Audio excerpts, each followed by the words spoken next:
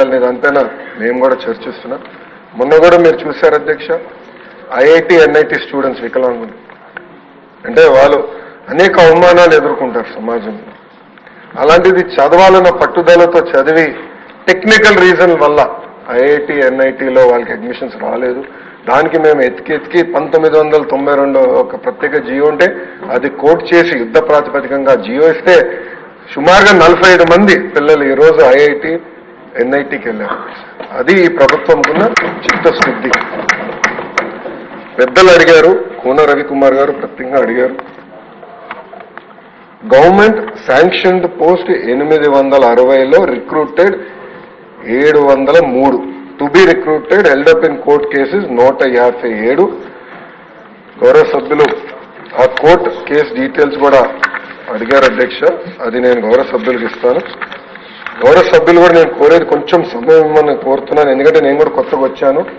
Department మొత్తం వాస్తవం చెప్పాలంటే మా అధికారుల సమయం మొత్తం ఈ లీగల్ లిటిగేషన్లోనే పోతుంది అధ్యక్ష.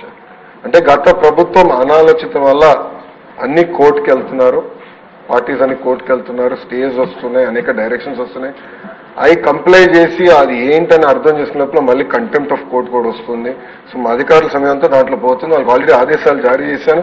అసలు ఎన్ని కోర్టు కేసులు ఉన్నాయి, ఎందుకు ఉన్నాయి, ఏంటి, దానికి శాశ్వత పరిష్కారం ఏంటి, దాన్ని ఎట్లా ముందలు తీసుకెళ్ళాలి, ప్రభుత్వం లిటిగేట్ చేయకూడదు అని నేను క్లియర్గా చెప్పాను.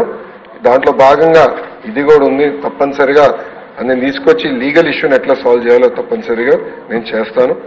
ఇంకో పక్కన 2011ది అడిగారు, ఆనాడు ఎగ్జామ్ ఏర్పాటు చేసినప్పుడు ప్రీ క్వాలిఫికేషన్ చేశారా లేదా అని అడిగారు. ఆ వివరాలు వాస్తవం నా దగ్గర ఇప్పుడు లేదు అధ్యక్ష, నేను కనుక్కుని కూన రవి గారికి నేను సప్లిమెంట్లో ఆయనకి చేరవేస్తాను.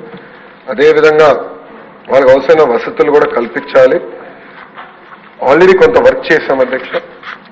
నేను కూడా అంటే ఈ ప్రశ్న వచ్చిన తర్వాత ఫోటోలు వీడియోలు కూడా తెప్పించుకున్నా.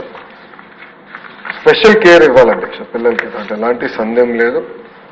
అంటే వాస్తవంగా శ్రీకాకుళం విజయనగరం వరకు